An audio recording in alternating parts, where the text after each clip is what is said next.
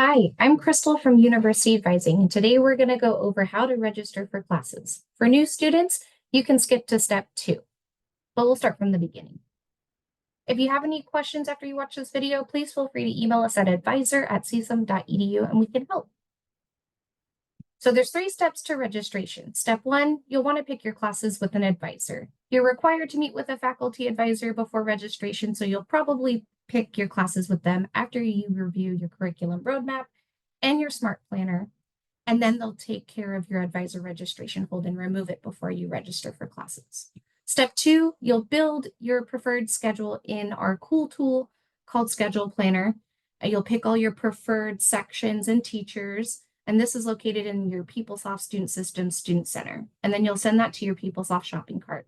And then the last step, you'll enroll in classes in PeopleSoft in your Student Center by clicking on Enroll, importing your cart, loading up all your classes, and proceeding to step 2 to finish. We'll go over each of these steps in detail. Let's start with step 1, pick your classes with an advisor. Like I mentioned before, you might want to take a peek at your curriculum roadmap before you get started. This gives you an idea of what classes you should be taking.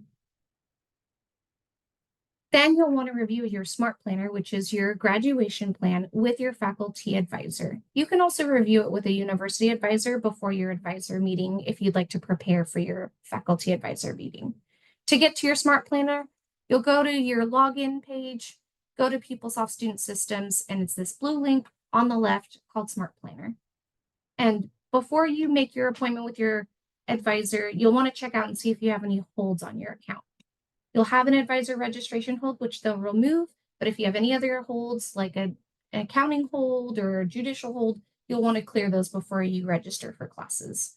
If anything says reminder, don't worry, it won't prevent you from registering. Only holds will.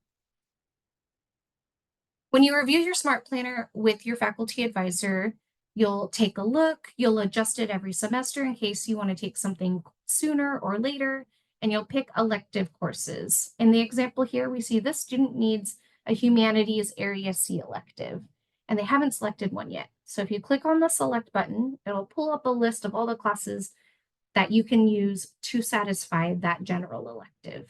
You can read through each of the course descriptions by clicking on the eye, and once you found your favorite, go ahead and select it and it'll populate in your SMART planner.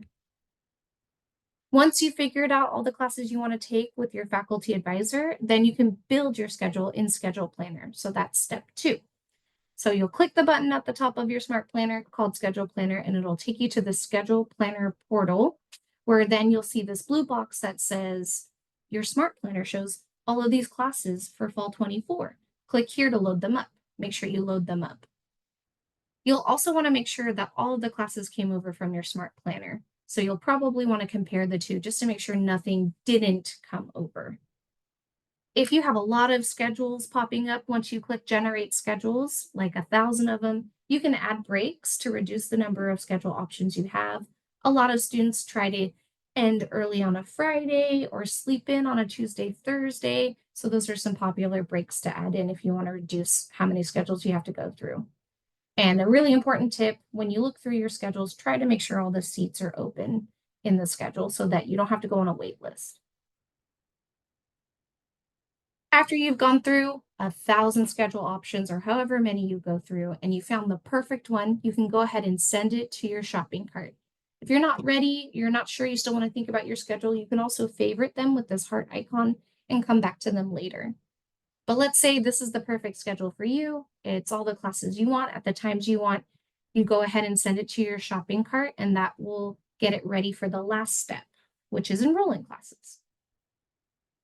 So step 3, we're going to enroll in classes in PeopleSoft, which again is in your PeopleSoft Student Systems under your Student Center, and you'll click on Enroll. So we're in your PeopleSoft Student Systems. You'll see the Enroll link here, which will take you to your shopping cart, and it'll have a big button that says Import Cart, and you'll bring all of the classes in, and then you'll proceed to step 2 of 3 on your appointment time and go ahead and finish enrolling in those classes. Green check marks mean you got into the class. If you get a red X, it means something went wrong. Maybe the class was full. Maybe you don't meet the prerequisite. Maybe it's being held for somebody else. You can always ask an advisor if you get a red X and you don't get enrolled in a class. There are some common pitfalls to registration to be aware of.